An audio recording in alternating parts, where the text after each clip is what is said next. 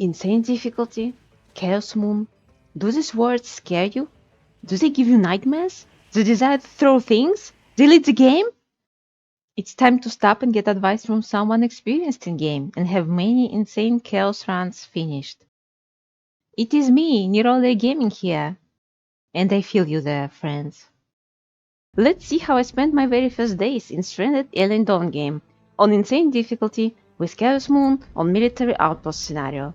A lot of players suffer when dealing with the challenge that the game overall and the settings in particular bring into the gameplay. Some of them ask me and others how, so here's the answer on how the things work in Stranded. Whatever you do, the start is very crucial, so in this video I'll share some ways and hints on how to start. Most of them are universal and you might introduce them into your own game, whatever settings or difficulty level you play on. You can use them to create your own style. Who knows where this will lead you to? Well, my getting started here led me into beating both first phase that spawned and the nest of shriekers simultaneously. How did I do that? Watch till the end to learn. Less words, more actions, and let's start. There are basic things that any player wants to do to have a successful run in Stranded. One of them is team selection. I'm skipping this part here, but might do a separate video guide on that topic someday. The team is very important, but the things I'll talk in this video are for any team mostly. First thing you do on any scenario on landing, you open the breakthroughs panel and check the list of the breakthroughs you've got on the seed. This will affect the game a lot, but at the same time, they are bonuses, not the determinatives, just like your team selection. Since I'm on a military run, I really want an improved power producer, which are graphene solar cells here, my favorites by the way. Next thing I have here is battery optimization, another bonus to help power up our communication relay. Next to are improved weapons, nice things to have but not needed. Side note, I like improved weapons in this game. And the last breakthrough is carbon armor, which is really handy. You need this protection for your people on insane chaos military run. So at least 3 out of 5 breakthroughs are super useful for me here, which is a nice rate for the list of the breakthroughs. Let's go! Next thing to do is surf through the map right around my landing spot to check the map itself and find if there is even the spot that meets my requirements for the base. Remember that every player has their own. What I want near my base is a few spaceship debris pieces for good supply of scrap metals, chances for weapons and other resources. Also I need a nest close by because I need carbon for relay, for armor and for fortifications. Remember the breakthrough list. Being on a military scenario affects my gameplay. Normally I don't care for carbon supply, but here I cannot neglect it. I skip the spot on the lakeshore because it limits future resources I can get on this map, like fallen spaceship debris. No new wrecks and no new nests can spawn on the water surface. As you see, not really much wrecks on this map unfortunately. And the only spot that meets my requirements is this one, with 2 nests which give me 28 nest formations, more than enough for me to finish this run, and 2 wrecks. And there is a nice flat area that looks like loam or at least sealed. I want to grow the energy crystals and a lot of silicon plants, so this is a good feature. I also make sure that there are some veggie plants to feed my people. Here are buttermelons, easy to observe and then harvest and provide food for at least first 14 days. Some blade grass too. But the most important plant is cotton blossom for 3 bees. Balls, beds, bandages. I can observe and harvest these ones. Silicon plant is also close for observation. And look at this silicon patch, not far from the spot. Definitely worth sending Lara to harvest them. Always use natural resources that are around your camp. Breakthroughs checked, map checked, spot found. Now time to open the priorities menu and set them for my team. I start with simple priorities and uncheck tasks that I don't want my survivors to do. I paid great attention to this because survivors gain experience points when they perform tasks, and I want certain people to level up in certain jobs. I decided to set everyone on healing except Raka, who is indifferent to healing, but we'll come back to this later. Then uncheck all physical tasks for everyone except Ken. I want him level 7 in physical because he'll be my expedition guy and the scavenger. I put everyone on observe and research tasks. They can do it whenever they've got spare time. You'll see what I'll do with Krista's observation task later. I leave farming tasks for Lara only and set Ember to plant. I need a second farmer because Lara will not be able to do everything on her own. Then I check cooking and crafting tasks. I pick hunters, but they will only do butchering after aggressive animals attacks. They won't hunt. For early game, I want more people to do construction. Uncheck handle. I don't want those who will do specific jobs to be distracted by handling tasks. All the jobs are performed checking the row from left to right for each individual. So I switch to Advanced Priorities tab and do some adjustments with numbers. 3 is enough for everyday ordinary life. 4 is just for the backup jobs. They'll do that if they have nothing else to do. Spoiler, this never happens. I leave the default day and night schedule for day 1 in the game, but from day 2 it will be rearranged. All of this were pre-game stage. Know that sometimes you're lucky to have a good landing spot, and sometimes you're not like I am here. Not an issue though, you can pick whatever place you want. I've got a lot of stuff I need to carry along with my people. There are two things that can be done to make it easier. First, equip my people with some of these items depending on who needs what. Here, Ken is my best combatant, so I want him to grab the pistol. And being that, he will most likely be the one with the most injuries, because he will draw most of the aggro in fights. And Lara will be my bait in my first attacks, so I want her to be tanky. I'm holding shift button when I click orders to cure them on the survivor. I will also replace Raka's jacket with a synthetic vest. Do not forget to do it later in game. Second thing to ease carrying the supplies is to build the storage devices like storage chest and wardrobe. Those are easy to build from wood. The closest tree I've got is this one, not very fortunate, but I only need 13 pieces of wood, so it will do the job. No one is idling in my camp, so everyone's got a job right off the bat. I didn't do that earlier, but remember to save the game at this stage and then save as often as you can. I use manual saving and I don't recommend relying on autosave feature, especially if you do challenging or high difficulty runs, where the cost of the mistake is too high. So the first thing to do is to observe the plants I will need in my game. I set orders to observe tall grass, cotton blossom, and blade grass. Now that I've got some wood, I can construct the storage chest and the wardrobe. Build this next to the items you want to gather from the ground. I make sure that Ember picks the wood for both constructions. Mark the rest of the wood as not for use, so that survivors will not run here to grab them accidentally. Along with observations, I begin gathering my first resources. Let Ken cut these bushes for sticks. Meanwhile, Yoka observes cotton blossom and Krista observes the watermelon plant. Ember is gathering the items. Set the chest to only accept food and medicines. Then the apparel will be placed into wardrobe. I start the construction on the spot that I picked for my base with stockpiles. I deselect all accepted items on them, and then will only allow certain items in certain storage spot. Keeping my storage dedicated to certain resources will greatly help controlling the supplies, storage, and the production. Everything is packed into the chest and wardrobe, so I can order moving them to my camp area. Ember is moving the chest, and Lara will move the wardrobe after she finishes the observation. Ken is already on the spot, so he can do some jobs here. Cut the trees for wood. The wood is needed right now to build the dining table and the chairs.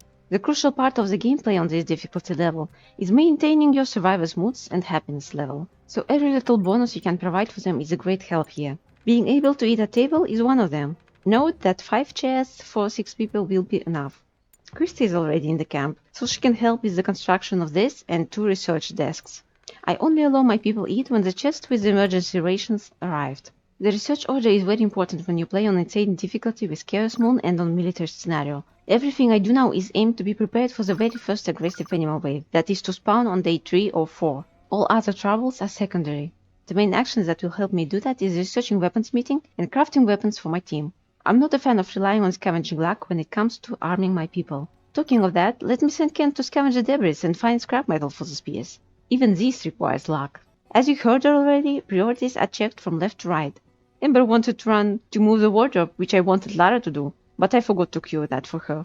So I have to manually send Ember to do research now, though it could have been done automatically. Having the camp near the nest is very dangerous. This makes me manually lead Yoko to the camp instead of letting her do that on her own. I don't want her to find any extra adventures. Lara is on the way, so the project of moving the camp is completed. Ah, the thunderstorm just hit the chair in my camp. Thankfully, it's not the survivor. To craft the weapons, I need the workbench. I will build 2 of them and a torch to provide lighting for my crafters. Light hugely affects the manipulation speed of the survivor. Observing the plants early is crucial to check the soil fertility on the spot. And the watermelon is sensitive to the soil type, so I can use it to see where I have loam and silt patches on my map. There is one trick on how to pick the fertile spot for the camp. Start playing on the seed, observe clove blossom, watermelon, or any other plant that is soil sensitive. Then check the soil fertility, pick the spot for the base and restart the game if you have already done too much. Don't lose the seed name while you reload or restart. I did this on this run and it was not in vain. At first I planned to build on this loam patch and plant my fields on the silt patch. Oops. Thankfully I used this trick, restarted the game and started my camp on a suitable spot. This is insane chaos. And I'm perfectionist. Well, a lazy one. And I'm recording this as a guide for you. So that check and restart was a necessary thing to do. There are a lot more things that will bring struggle, trust me, so little help is never extra. Remember to pick flat area for the camp.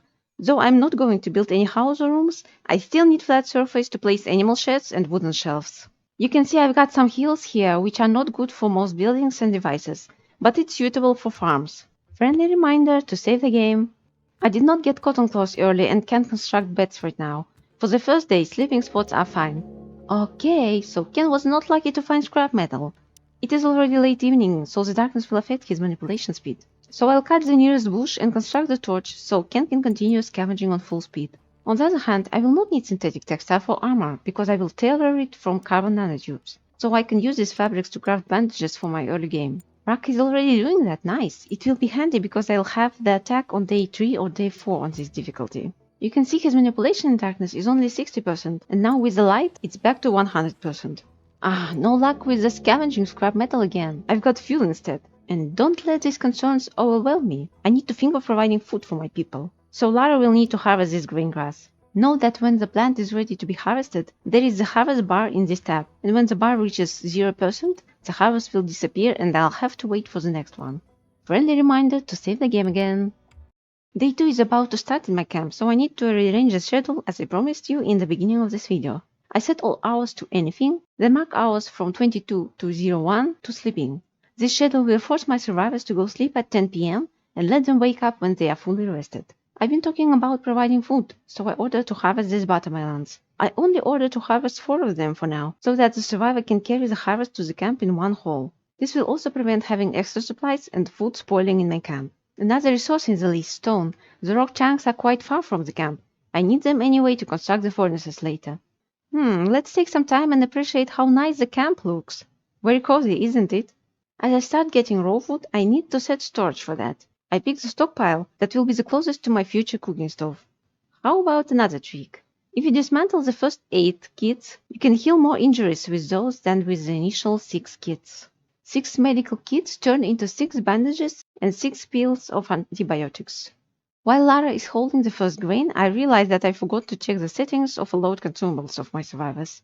It can be done in every survivor's profile, so I uncheck items or activities I want or don't want my people to do. In this run and at this moment, it will be the same for everyone, so I'll just copy and paste the restrictions. Note that I researched animal taming to be able to build animal sheds. I use them instead of shelters, and they will be my main building where everything is situated and happens. The beds, the production, the kitchen, the storage, the research desks, and so on. Use the farms to draw on the ground. These fields are not the real ones, they simply allow me to plan the construction sites. There is a lot of loam on this map, and I'm almost free to build anywhere, but I just like to be precise. Note how animal sheds and ordinary stick shelters can be combined to create this new and unique shape for the building that my people will call home for the next year. Back to farming, my main farmer Lara is busy, so I will order Krista with level 3 to harvest the watermelons despite the fact that she walks slower. Antibiotics are acquired from dismantling the medical kits, and here comes the scrap metal from the scavenging. Finally! Now I can order crafting the spears. Why spears? You will learn later, no spoilers for now.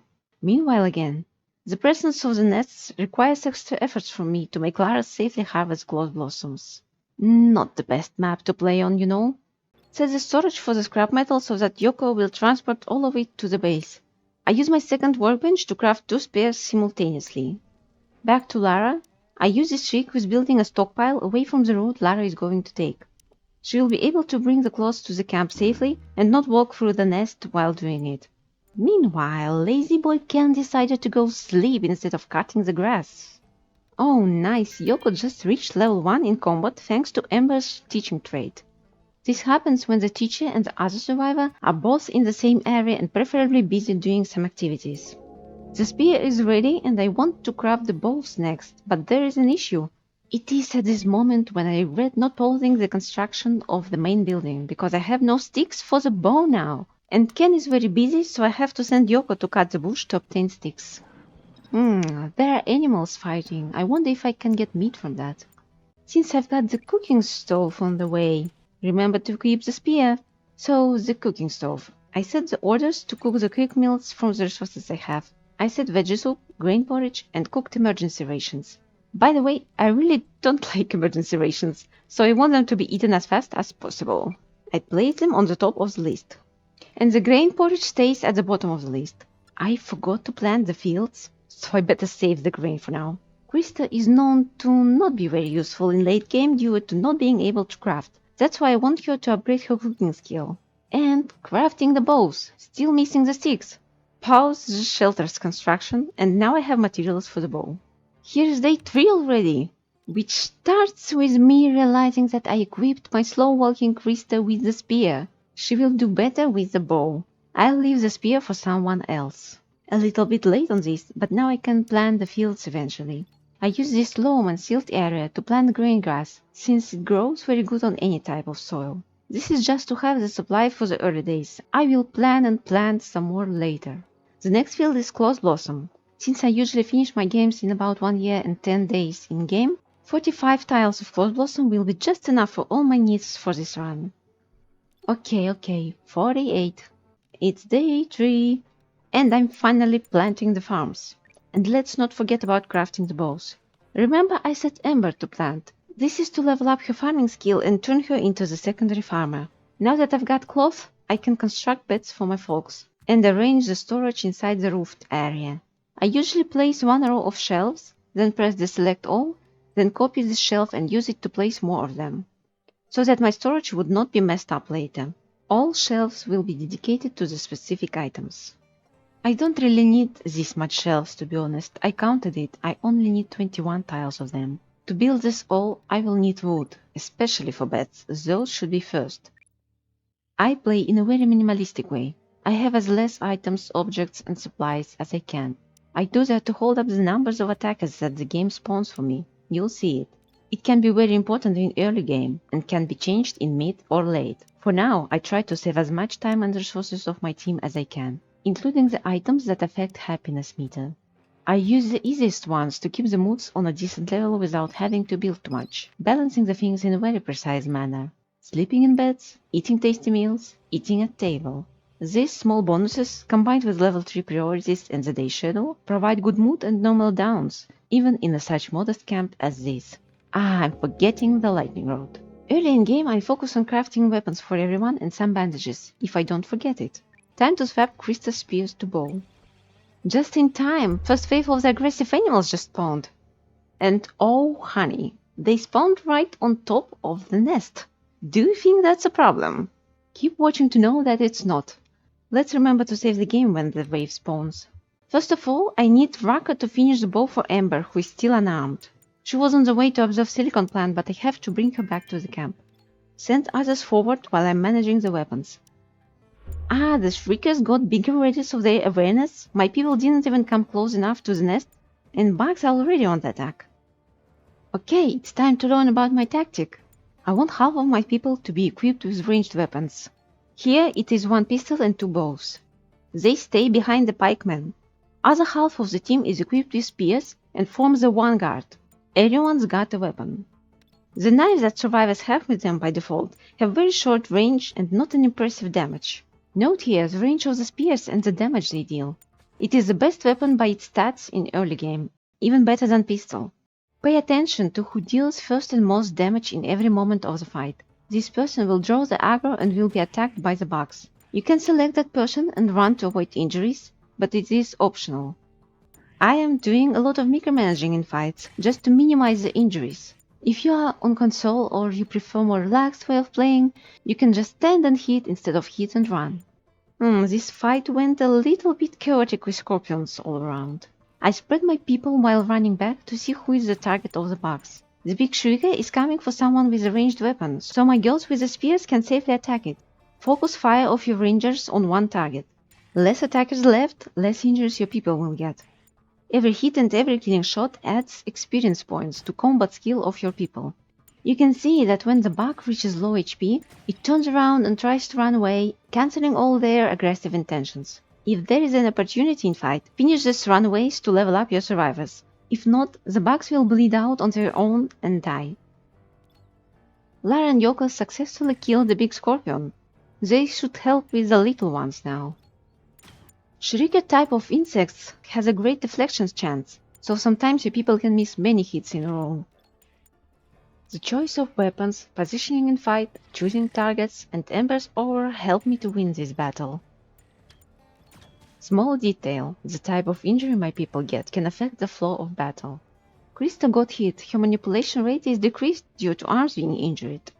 Ken got hit in his torso, this doesn't affect the movement or manipulation, it only gives him pain. The first bugs are dead. Time to move towards the nest to deal with the rest. I select the area and mark the insects I need to kill using hunt order. This way the bugs are highlighted and you can easily see them even inside the dense forest. Since I'm using hit and run tactic, it's crucial to know where the bugs are, to not draw their unnecessary attention. Remember I said Lara needs to be tanky. I use her as a bait to drag the bugs closer to my team. Don't shoot the bug in the crowd. This will make the whole group immediately attack. Use a fast-walking survivor or anyone else to lure just one or few bugs at a time. Just run close to them, it will draw their attention. When using this tactic, you need to keep your shooters at a distance to avoid any accidental shots. When the bug is separated and alone, you can safely shoot and hit it. There are a lot of trees in this nest area. They block the line of sight for my shooters, but at the same time they block it for the shrieker. The aggro is on Lara, so I use the trees to hide her from the attacker.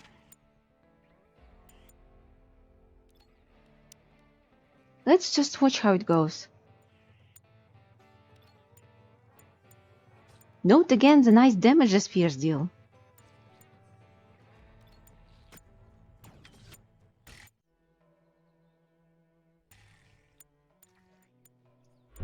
The hitboxes in this game are very big. You can notice how everyone is keeping the distance from others. I manually position or move my people to negate this.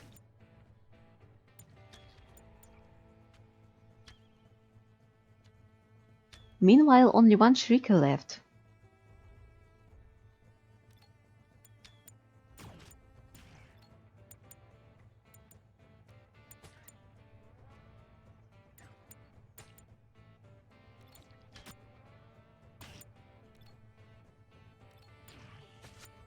Remember to save the game if the attack goes well.